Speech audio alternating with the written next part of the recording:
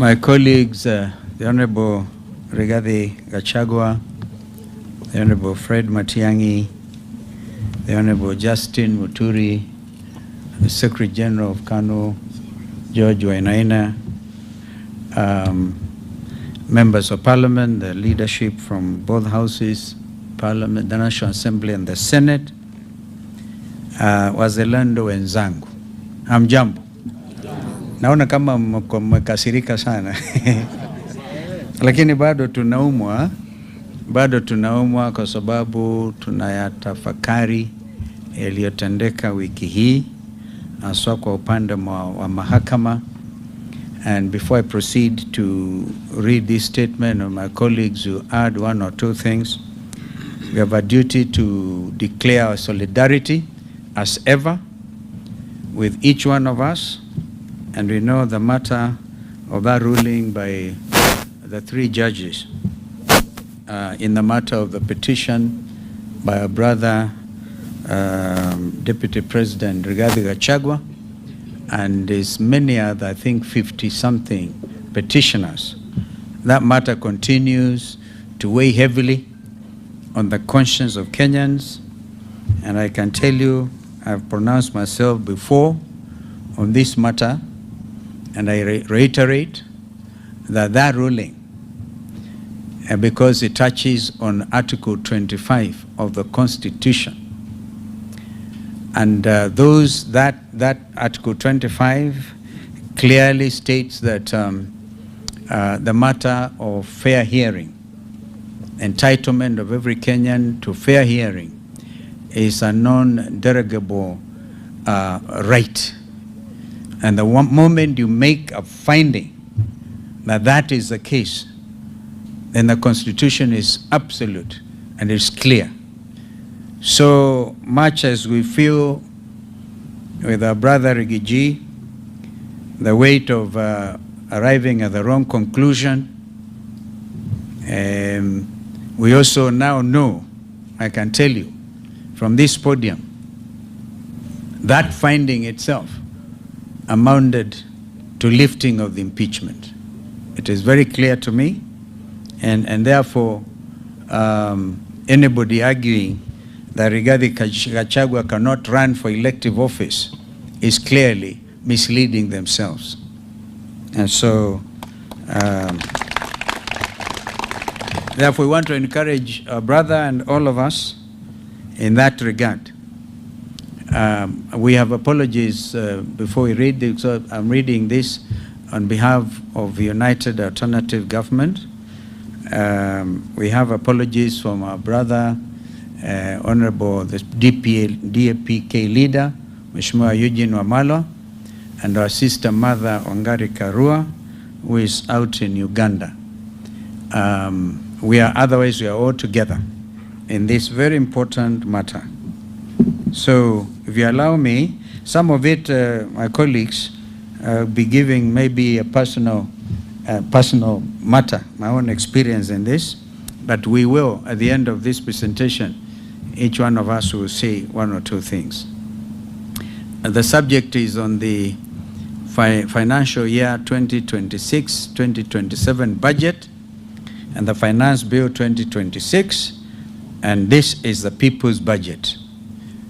We have been accused before, and we want to tell Kenyans we are up to it. We are up to it. We are not just going to criticize this time. We are going to give an alternative budget. So thank you for joining us this afternoon. And before I speak about figures and fiscal deficits, I want to speak about a woman I met in Mathare recently. She sells second-hand clothes and pays her SHA deductions every month. She also sends her children to a public school that the Constitution says is free. Last week, the school sent a letter to her. Quote, please pay 3,500 shillings for infrastructure development levy before your child sits end-term exams. End of quote. She does not have it. I'm standing here today because of her and because of every Kenyan like her who has run out of time to wait on a regime that has lost its moral authority to lead. Fellow Kenyans, on my part, my colleagues who also say theirs, I've been in public service for over 4 decades.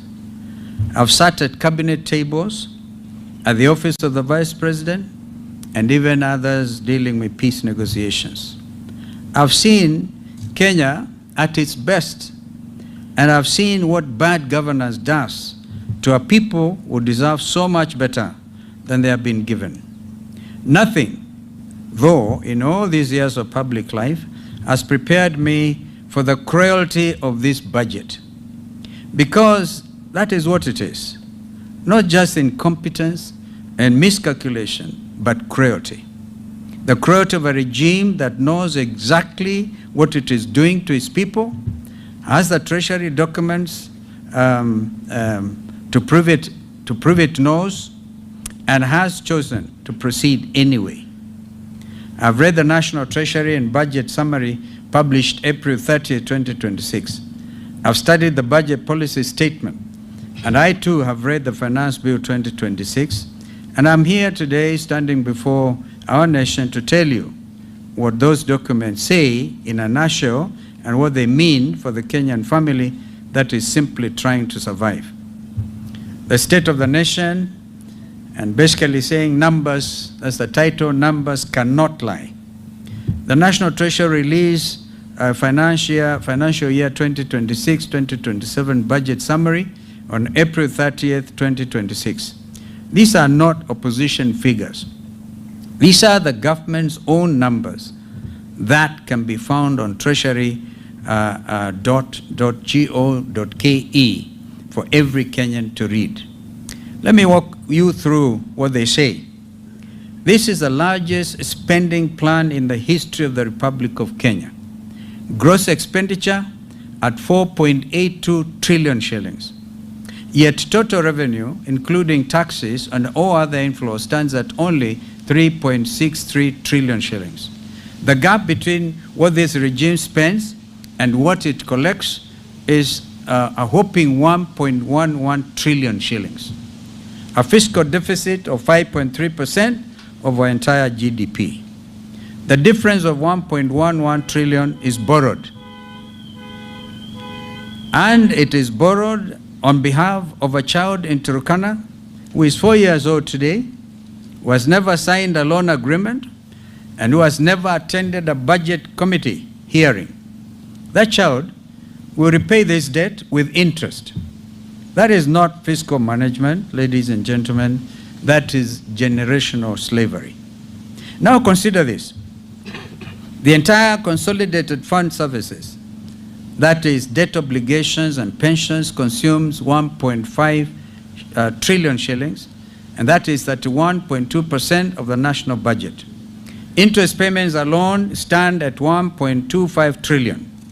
Domestic interest payments on loans taken within our borders totals 986.7 billion shillings. To put that in a language every Kenyan understands, interest on domestic debt alone costs more than the entire education budget of 668.3 billion shillings. Think about this. We are spending more on paying bankers than on teaching children. 31 cents of every shilling, 31 cents of every shilling, Kenyan shilling, raised goes to debt service before a single classroom is built, before a nurse is hired, and before a single road is repaired. Meanwhile, the Federation of Kenya Employers tells us that 67% of young Kenyans between ages of 15 and 34 years of age are unemployed. Imagine, 67%. In a country where youth are not the future, they are the present and they are the majority. And this Ruto budget has told the majority to wait. On free education, the most expensive lie in Kenyan politics. Article 53 of our Constitution states that every child has the right to free and compulsory basic education, not subsidized education or partly funded education, but free education. Yet here is what the budget estimates actually show. Free day secondary education capitation, 54.6 billion shillings, yet the full funding requirement is 83 billion shillings. This is a shortfall of 28.4 billion shillings. Under free primary education, the government remits 1,420 shillings per pupil per year. Yet the budget policy statement at page 44 of volume 2 documents an 18 billion capitation gap. Junior secondary schools receive 30.9 billion shillings against a need of 42 billion shillings. A Form 1, or whatever they call it today, CTR 10, Form 1, grade 10, a student arriving at a public day school, supposedly free, finds no desk and no textbooks. And all children go without desks because of the Kenya School Equipment Scheme, the program that once put desks, laboratory equipment, and books directly into public schools has been defunded and forgotten. The budget estimates show an estimated 112 billion shillings allocated for administrative overheads at the Ministry of Education headquarters. 112 billion shillings for the bureaucracy that runs education sector. 65 billion for the children being educated. That is not a budget. That is an insult. Thirdly, school safety and student mental health, a crisis this budget ignores. On Saturday, June 6th, I stood before the Kenyans and spoke about something that had nothing to do with websites or campaign platforms. I spoke about 16 of our daughters who will never come home again because of the fire at Tutumishi Girls Academy in Gilgil. Since May, Kenya has watched with growing dread as school after school has experienced unrest, destruction, and fire. Lenana School, State House Girls, Alliance High School, Loreto Limuru, these are not isolated incidents. They are patterned, and this government with a budget of 4.82 trillion shillings has responded with investigations that go nowhere. And today we have seen they've even recommended suspending the midterm or bringing the midterm break a little earlier. What are our children telling us? They are telling us that dormitory buildings are fire traps that were never built to code and have never been inspected to standard. They are telling us that the food is inadequate and sometimes unsafe.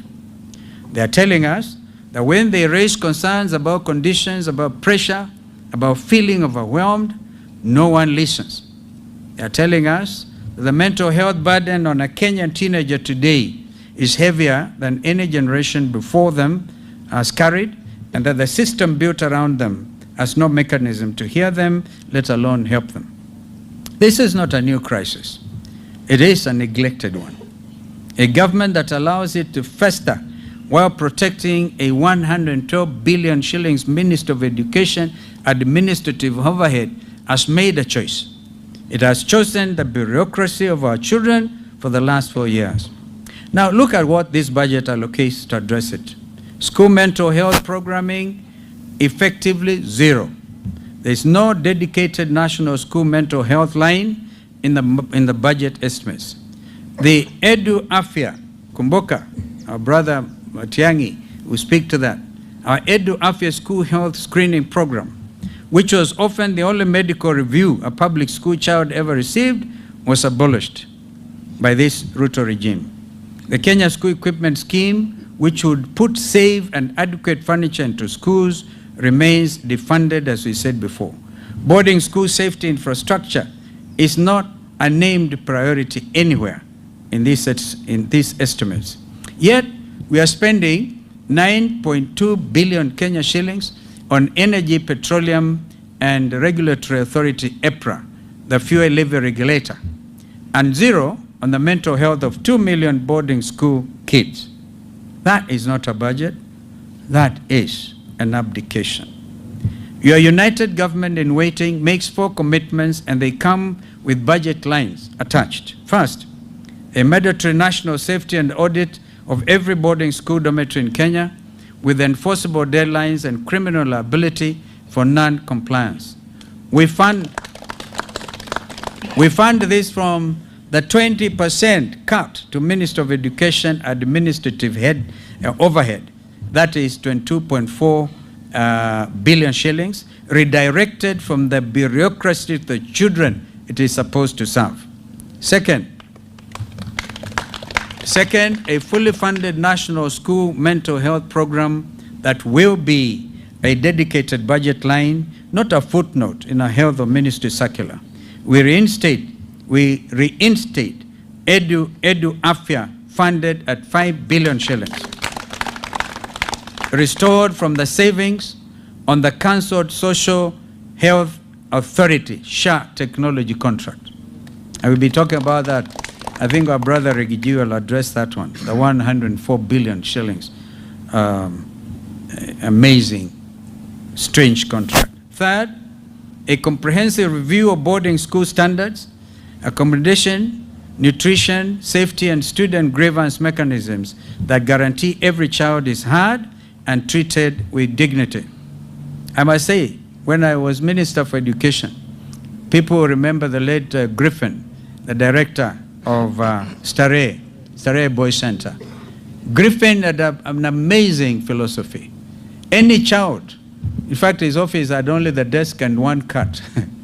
Any child, whether from 1 up to from 6, could walk freely. And they used to have every Friday an assembly between students and head and all the teachers. And the ground rules were, whatever is said against you should never be taken. If a child says Mwalimu Fulani is terrible, that Mwalimu would never be allowed to take it against that child. That was openness. And because of it, Starehe Boys Center, in the middle of the city, you could even pick a cigarette stump. You couldn't pick it anywhere, and they were able to freely walk. Some of them, I see nodding, like Senator Manzo, who is an old student of Starehe Boys. Fourth, genuine accountability. There must be criminal liability for every official, administrator, contractor, or building inspector who knowingly signed off an unsafe infrastructure. At number 4, health and SHA, mandatory taxation disguised as healthcare reform. Let me take you to Mama Lucy Kibaki Hospital on a Tuesday morning. A 34-year-old woman who pays her SHA deductions every month faithfully, without fail, presents her card at the gate, but the system is down and she's turned away. Does that sound familiar? There's an outage for the last 4 days. This is not hypothetical. This is the lived experience of millions of Kenyans who were told that SHA would replace the National Hospital Insurance Fund, NHIF, and deliver better, broader, and more affordable health care. The budget policy statement, the government's own document on page 29, records an 11 billion shilling gap in the SHA transition. They know it is broken, and they documented that it is broken. They also have published the evidence of the brokenness. And then they brought this budget before the nation and asked Kenyans to accept it. Total health allocation at 170.7 billion shillings, a system serving 54 million people.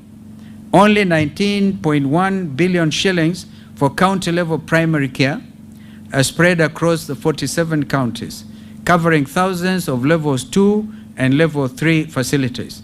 That is 406 million shillings per county for every dispensary, for every health center, for every county hospital. That is the first and only point of contact for millions of Kenyans who cannot afford to go elsewhere. SHA, in its current form, is not a health policy. It is a compulsory tax with a hospital logo. And this government has added insult to injury by simultaneously signing a 104 billion shillings technology contract. I repeat, 104 billion shillings for a digital platform around our health system that cannot serve the patient at the gate. Linda Mama, the free maternity program that gave thousands of Kenyan mothers a safe, dignified birth at a public hospital, has been abolished. Edu Afya, abolished. These programs worked as they reached the people who needed them most. At point number 5, the Finance Bill 2026, taxing the poor through the system. For 3 years in a row, this government has returned to the same well. In 2024, they came for your bread. In 2025, they came for your data. In 2026, they are coming through the system quietly, technically, with provisions buried in legislative language that most Kenyans will never read. The Finance Bill 2026 proposes a 16% value-added tax on the fees and commissions charged by mobile money platforms, M-Pesa and Airtel Money. 16% VAT on the platform that 90% of Kenyans use every single day. The Central Bank of Kenya has documented mobile money fees as high as 7% of transfer value, and the same CBK launched a public campaign to cap those fees. The Ruto Finance Bill drives them back up. The grandmother in Wajir, waiting to receive 1,000 shillings from her grandson working in Mombasa, will pay more for that transfer. The Mama Mboga in Gikomba, paying a supplier through M-Pesa, and remember, even the mitumba is taxed. The Mama Mboga in Gikomba, paying a supplier through M-Pesa, will pay more. The boda rider sending money home to his mother in Nyamira will pay more. This Ruto regime has found a way to tax the poor, even when they are not buying anything, and they are taxing the movement of money itself.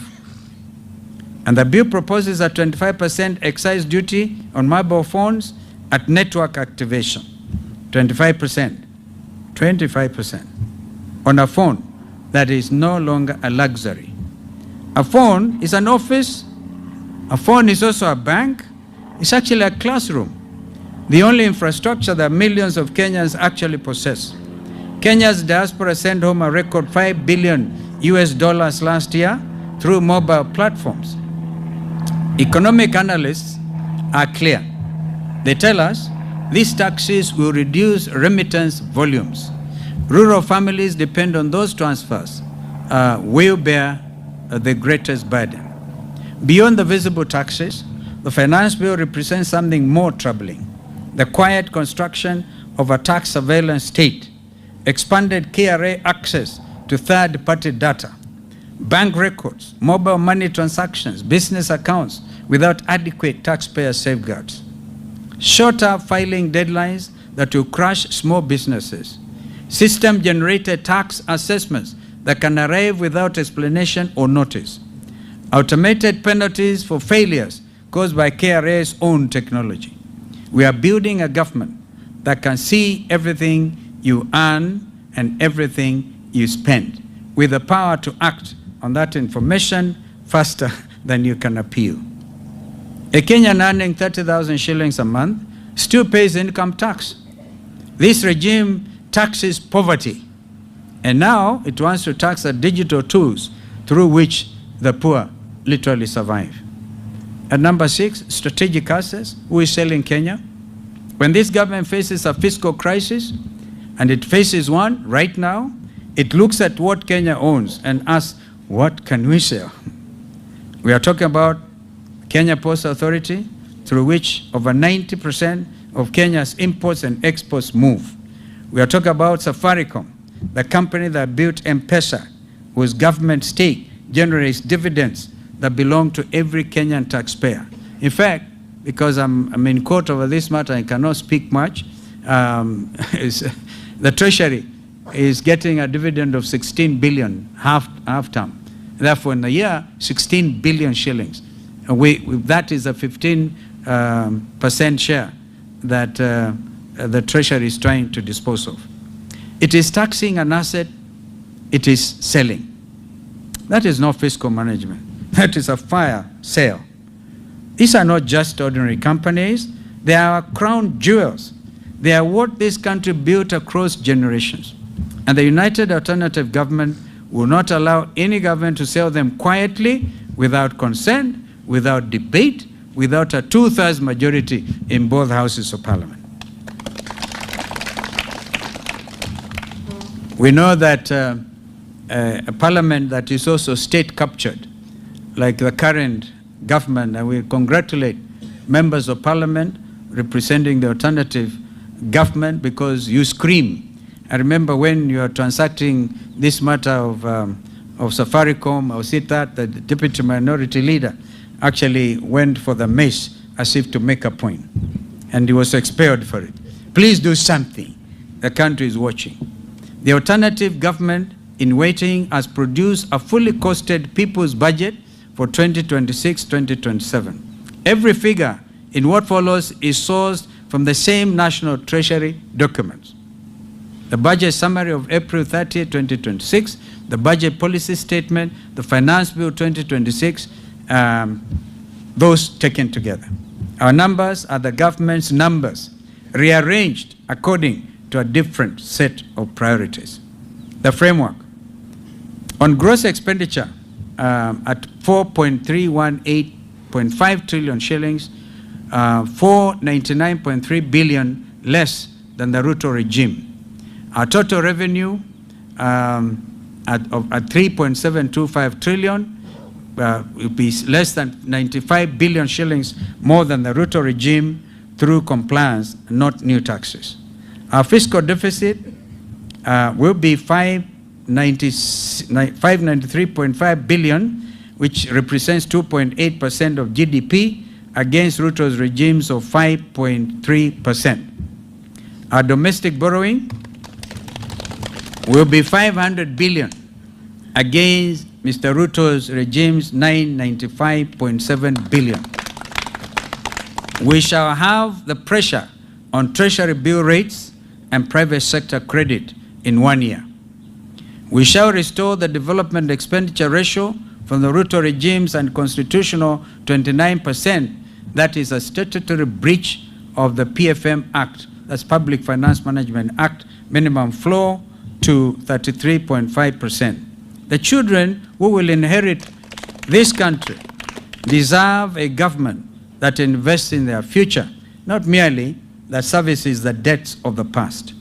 On education, we shall fully fund free primary education at the statutory 1,420 shillings per pupil per year, closing the 18 billion gap documented in the budget policy statement. We shall fully fund free day secondary education at the statutory 22,244 shillings per student per year, closing the 28.4 billion capitation shortfall under this budget of Mr. Ruto. We will fund JSS capitation in full, and we shall revamp the Kenya school equipment. Total education allocation will be 737.3 billion shillings against the current regime's 668.3 billion. We will cut 22.4 billion shillings from the ministry's 112 billion administrative overhead and redirect every shilling to our children. Free, free means free, all the way from class 1 to form 4 for every Kenyan child. On health, we shall close the 11 billion SHA gap documented at page 29 of the budget policy statement. We will fund free care at every public hospital up to county level. That is no card at the gate, no system down, and certainly no patient turned away. We shall reinstate Linda Mama as well as reinstate Edu Afya. And make no mistake, We shall cancel the 104 billion SHA technology contract and redirect every shilling to frontline care, stocking dispensaries, paying nurses, buying medicines. We'll also increase KEMSA from KEMSA's allocation from 18.8 billion shillings to 30 billion, so that no Kenyan patient is told to go buy their own drugs, as that is the practice. Total health allocation, 242.3 billion shillings against Ruto's 170.7 billion. On jobs, we commit to a national youth employment compact. That is 80 billion over 2 years, 80 billion shillings. A single fund with one accounting officer and one measurable outcome, that is verified jobs created. 200,000 placements in public works infrastructure maintenance, a skills to export pipeline linking technical colleges with verified export sector employers. Zero-rated startup capital for youth-led MSCs, employing more than 5 people. Not grants, but contracts, deliverables, and results. 67% of our young people are not idle because they lack ambition. They are idle because the system was never designed for them. We will redesign it. On cost of living, we shall repeal the import declaration fee, the railway development levy, and the road maintenance levy on fuel imports, bringing diesel to approximately 170 shillings per litre. We will also abolish the housing levy. Of course, that abolishment will take into account the legislative aspect. All right? We are not just abolishing without asking you guys to do the needful. And because a lot of you are state captured, the next administration will certainly ensure there's no housing levy. Amen. Our executive order number 1, giving millions of Kenyan workers an immediate increase in take-home pay. That's what my brother Giddy refers to, rescuing the payslip. We shall zero-rate solar panels, batteries, and inverters. We'll introduce a 30 shilling per litre targeted fuel subsidy for certified agricultural use. And we will remove from the Finance Bill 2026 the 16% VAT on M-Pesa platform fees and the 25% excise duty on mobile phones. On fiscal discipline, starting at the top, we will cut state house operations from 12.6 billion shillings to 6.3 billion shillings. We must cut the NIS allocation from 58.6 billion to 35 billion shillings. Kenya is not at war, yet the NIS has doubled since 2020 without proportionate gain. We'll also abolish the 13 billion shillings police motor vehicle leasing program and procure direct, saving 4 billion shillings over the contract life. We will then redirect the 35 billion shillings in savings from NIS and State House reductions into a national irrigation investment fund covering Garissa, Marsabit, Wajir, Turkana, Kitui, Makueni, Laikipia, and Kajiado. Because food security is national security. We will also implement a single treasury account to eliminate ghost workers, duplicate payments, and pending bills that are an Auditor General's verified leakage of 250 billion, all right, a year. And we must congratulate the Auditor General, because there are two ladies I personally respect, the Controller of Budget and the Auditor General. Two ladies who have stood strong in the interest of the Kenyan people. Every contract requires confirmed exchequer backing before work begins. Any accounting officer with an adverse Auditor General report must step aside immediately. Now you may ask, where does the money come from? I'll tell you. 200 billion shillings from the structured sale of stored affordable housing projects at market value. 250 billion from single treasury account efficiency savings. 90 billion shillings from a simplified flat 7.5% rental income tax on large landlords currently evading through complexity. 104 billion shillings from cancelling the wasteful SHA technology contract. 125 billion shillings from halting non-priority vanity capital projects. 30 billion from right-sizing NIS and State House. That is not a promise. That is a United Alternative Government's balance sheet. A message to the Kenyan people. To the primary school head teacher writing a letter home in July because capitation has not arrived, we see you. Under administration, that letter will never need to be written. To the mother turned away at the hospital gate because the SHA system was down, we see you too.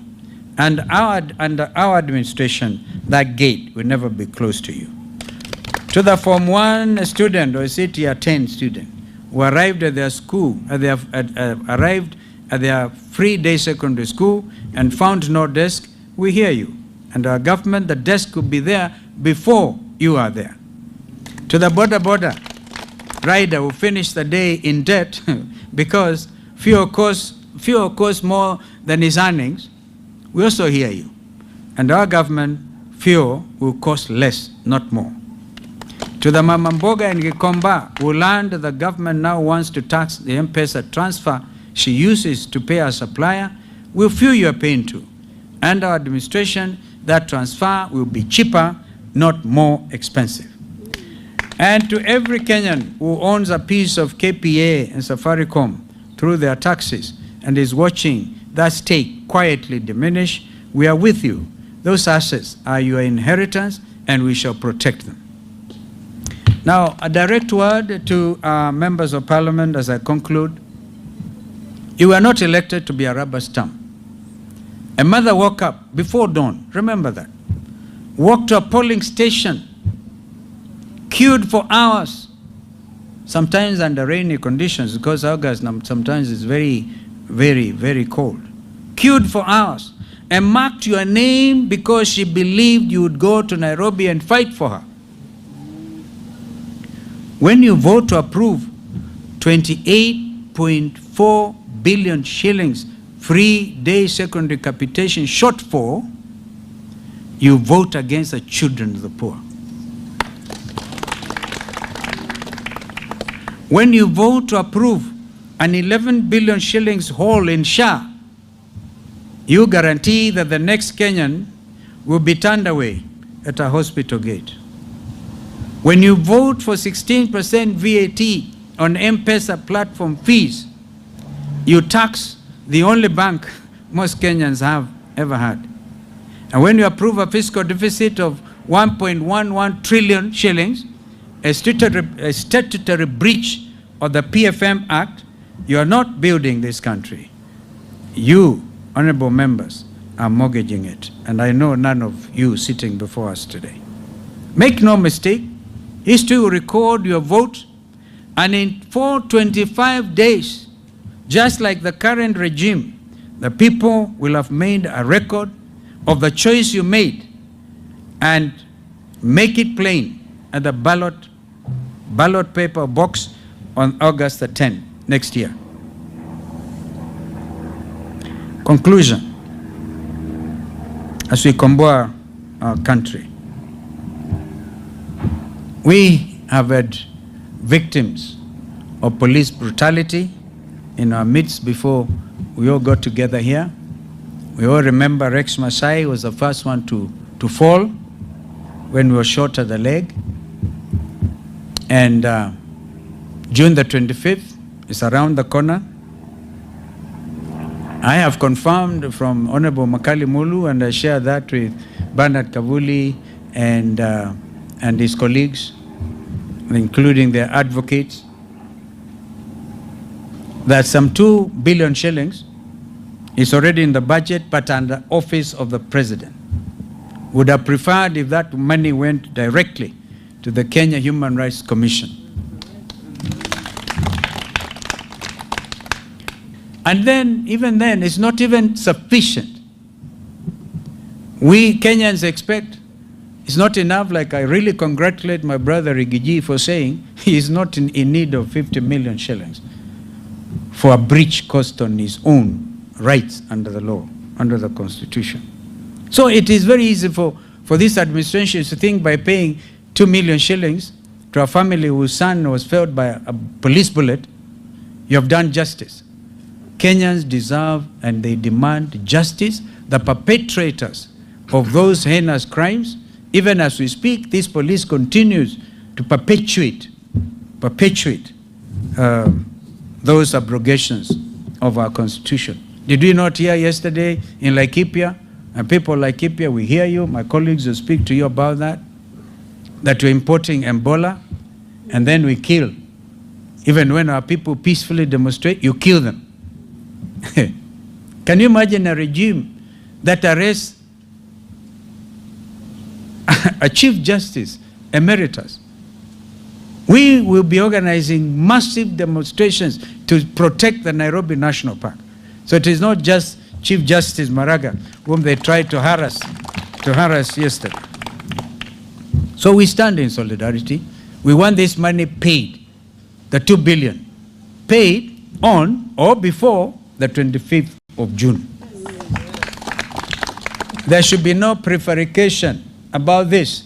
After all, William Ruto himself announced he has a list of those supposed to be beneficiaries. And so we want Kenyans to remain alert and fully cognizant of the fact we are at a crossroads. And I thank you. Tomorrow, what you have read, this is an abridged version. The whole text will appear in the local print media tomorrow. So Kenyans can see united alternative government in action. And of course, there's a lot we can do. There's a lot because we are just dealing with their own figures. We will deal with our own in the next 1.5 years to come. I thank you. I can start with my brother Rigathi to add on to 1 or 2 comments. And I know some are stressed for time. Or shall we start with you, Fred?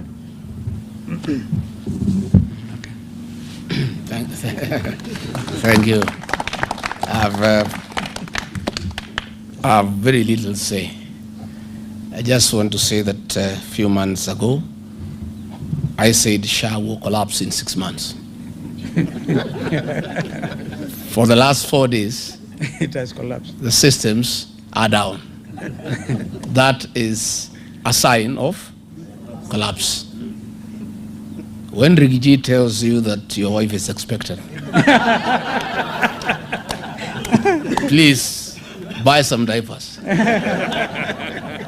I want to ask our members of parliament in the National Assembly, those who believe that they serve the people who elected them, to be in the forefront in rejecting on the floor the 2026 finance bill. And the other side, the flower girls, or William Ruto, the flower girls, who are the majority, will want to vote by acclamation. Please be present to force a division so that Kenyans can know who voted with them and who voted against them, so that they can keep a record, so that next year, in another 14 months, they can pay them back in kind.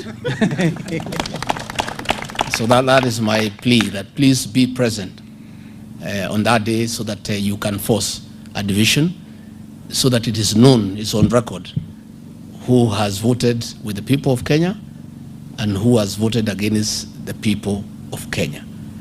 I want to support that the new administration next year will do away with the housing levy.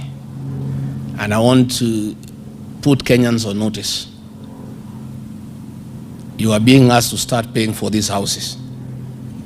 Please don't. You just lose your money next year. Don't throw good money after bad. Keep away from those avoidable houses. Because next year, sure as December 25 is Christmas, William Ruto and his people will go home. There will be a new administration that will do away with the housing levy. So it is foolish and unwise to put your money when you know that chances are 9 to 1 you lose your money. Again, we have seen a lot of land belonging to private people being grabbed by William Ruto and P.S. Nixon Korir, especially here in Kiambu, where there are large tracts of land belonging to private people, the land being subdivided and sold hastily to investors. I want to put investors on notice. Please, don't buy this land. Next year, the land will be given back to the owner, and you will have to make a trip to Sugoi to look for your money. It is unwise to lose money when you can see you are going to lose it.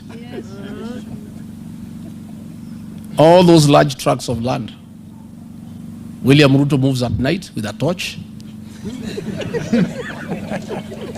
identifying land, and P.S. Nixon Korir, his tribesman, is the architect of grabbing land belonging to private Kenyans. And this land is being sold cheaply. And gullible Kenyans are buying. This will not be allowed to happen, and the land will be restored to the owners, and you just lose your money. So please, unless you have money to waste, we're asking Kenyans to be careful. And again, all those people who are being sold public assets, please don't buy. You will lose your money next year. Because it will not happen. All these public assets will be restored to the Kenyan people. And since we are putting you on notice, you will not be able to plead ignorance and to say that you bought because you did not know. Don't buy public assets between now and the next general election. You just lose your money. I thank you. Well done.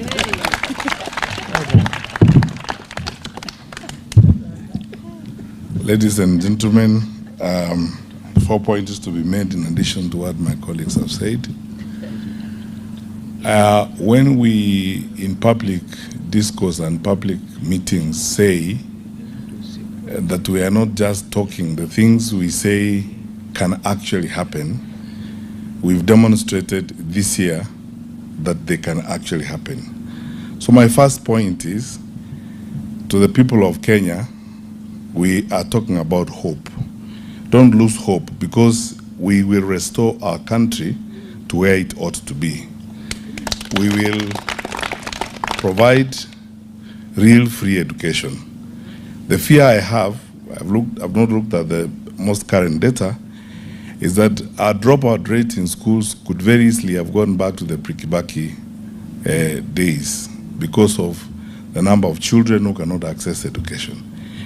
The figures we have quoted here and the savings we are making in the education sector are intended to remove all the barriers to access to education. Because for a country of our size that has got the aspirations that we have, we cannot afford to have barriers to access to education, whether they're in levies, in fees, and all that kind of thing. So all those policy proposals that worked effectively during the Jubilee administration will be restored. They will work. Edwafia will work, as we have demonstrated to you, so that parents don't have to be called and hassled when their children are sick in school. We will remove some of these irrelevant and unnecessary levies and restore capitation to schools so that school heads are able to manage schools without stress and without undue pressure. What I would like to say, I said over the weekend, and I reiterate it again, that on this one issue of education, it's necessary, and we are asking the president and his government, You know, time lost, a year is too long in the education sector. We can have an all-parties conversation, and we have demonstrated what can be done to save the crisis in the education sector right now. They could start with this year's budget and this year's finance bill and save the situation in the education sector. I have noted that the only change the president has been able to do is to appoint Mr. John Ololtua as the new PS as the Minister of Education. John is a good guy. He was my regional director of education when I was minister, but that is not enough. They need to have a different mindset in the way in which they are looking at the education sector so that we can save our children and our parents, and most importantly, our teachers from pain. Point number 2, discipline is destiny. There is no way we are going to manage ourselves as a country outside of effective discipline. The level of wastage in government is unbearable. You have noticed clearly from the proposals we have made that we can live within our means, we can reduce some of the allocations and some of the luxuries we're engaged in. For a government our size, for a country with our aspirations, faced with the challenges that we face, some of the things we do are actually very unrealistic and almost totally irresponsible. Point number 3. We are a democracy, and democracy is government by deliberation. Our colleague, the Minister for Finance now, or the Cabinet Secretary for the National Treasury, has been criticizing us and saying we are making proposals to the Finance Bill 2026 recklessly. And my answer to him is this: you put it forward so that we deliberate it, we give you our views. And that's why we're asking members of parliament that if some of these amendments are not done, then the bill should be rejected in total. There are details that we have not gone into here. For example, if you increase tax on income from rent from 7.5% to 10%, all that is going to be passed on to tenants. The same ones who are paying SHA, the same ones who are paying housing levy, the same ones who are paying all these taxes. How will life be afforded? So we are not basically saying things because we are bored. We are saying things because we can see and we live here. And we are saying them in patriotism. And our colleagues, our fellow citizens who are in government, need to also, with the same attitude, the same positive view, take our proposals very seriously and take them in their stride and see what can be done. And I don't think, although Honorable Kalonzo Musyoka and Rigathi Gachagua did not say this, I don't think that the United Alternative Government is opposed to a conversation. Our members of parliament who are in parliament, I'm sure will be very happy to have a conversation on how these measures can be changed and these proposals can be changed in Finance Bill 2026 so that we can have a palatable situation. He asked how I was in cabinet for 10 years and we passed finance bills. We debated all the time. We negotiated all the time. In fact, in most cases, we gave away a lot. Sometimes it's a give and take, and government should be prepared to go to parliament and sometimes listen to the members of parliament, accept to lose here and lose there, reorganize here and reorganize there and readjust so that we can go forward in a manner that is essentially bearable for all of us. Finally, I don't think we are going anywhere if we adopt this attitude, like I have seen in some of our government officials, of behaving like we don't have a right or a role to point out these things. Who are you governing? You are governing us. Na sisi sio kondoo. We are human beings. We have views. And then when we give these views, please take them. We are your brothers also. We are not expatriate Kenyans. We are Kenyans in our own right. And we are telling you these things because we believe in them. And in that same vein, I would like to encourage our leaders, first from those who are in the National Assembly and in the Senate, in the United Alternative Government, to push hard with these proposals. Because all these things we have proposed here, if you don't take them to the floor of the House and read Finance Bill 2026 against these proposals, then what we are doing here is just a political exercise. So I would like to request our brothers and sisters who are in the two houses to carry these proposals with them and read Finance Bill 2026 side by side with the proposals we are making.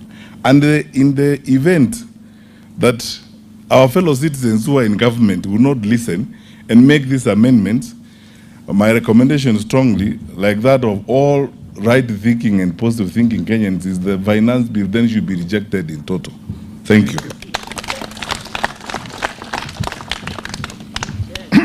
Thank you. Let me begin by acknowledging that we are always making history. Tomorrow, the 11th of June 2026, at 3 p.m., the CS for the National Treasury and National Planning, John Bundy, will be reading the budget estimates for the coming financial year. It will be the first time in the history of independent Kenya that a budget, national budget, is being presented in the absence of a sitting president. He is a president who has urged every Kenyan to tighten their belts, that we are in hard times. But he's the same person, same president, who is galvanizing all over the world in some executive jets at the expense of taxpayers, who is willing to tax up to their blood. And therefore, because he knows what is proposing in the finance bill is so painful, he has chosen that it better be read in his absence. And therefore, for my good friends who are in Parliament, we ask you, as has been urged, to carefully look at every clause in the Finance Bill 2026 and make sure that you stay on the right side of history. Propose whatever amendments you may. Insist on a vote on each.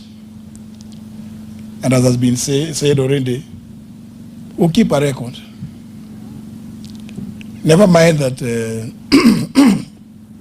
the choir may be too loud, but just have a record. As you know, the house is a house of record. Yeah. You will be recorded as having been on the right side of history. Even if you are defeated, you will have earned your right to say what you needed to say. As has been stated, what His Excellency Dr. Stephen Kalonzo Musyoka has read here is an abridged version of the proposals by the United Alternative Government. But I would want to just alert you to one particular provision, that proposal that he has made. The proposal on single treasury account, because it is there that we will realize a lot of the envisaged savings. No contracts to be entered into without a clear budgetary provision.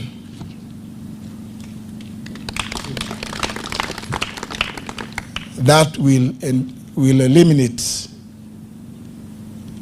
the possibility of having pending bills, because you will not enter into a contract when there is no budget.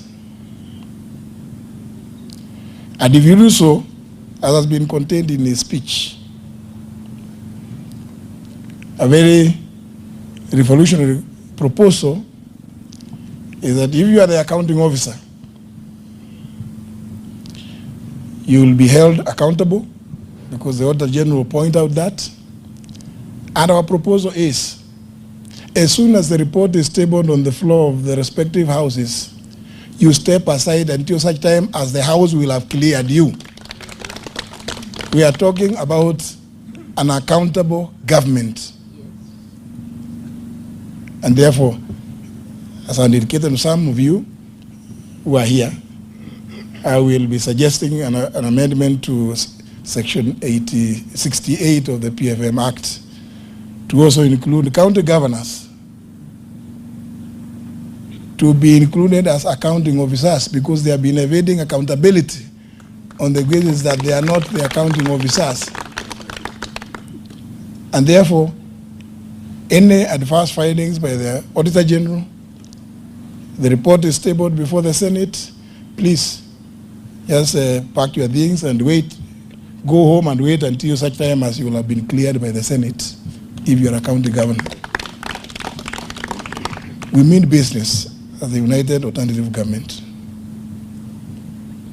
This and many other proposals, which you'll see when you read the full document, are meant to restore dignity and accountability and return the country to the rule of law and constitutionalism. Indeed, as I finish, His Excellency spent a lot of time on the area of education.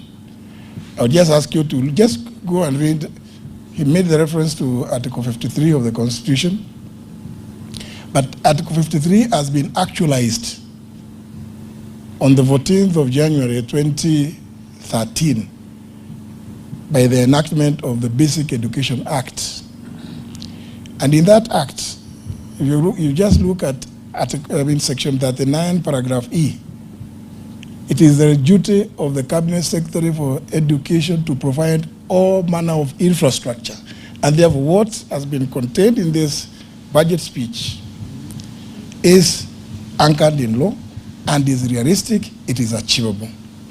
Just want to urge you, my good friends in the two houses, please reach out to more of your colleagues. Unless these amendments are accepted, reject the Finance Bill 2026. I thank you. Well, we thank you. We've consulted here. This document will be made available tomorrow, so we will not receive questions. In fact, the Honorable Magara will be one of the discussants tomorrow in the media space, or others who are well schooled in this area.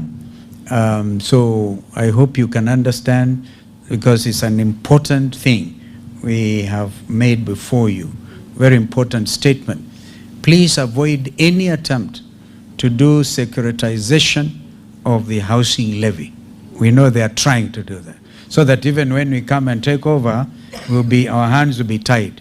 Fight with your teeth and your nails if you have to for this country. We thank you.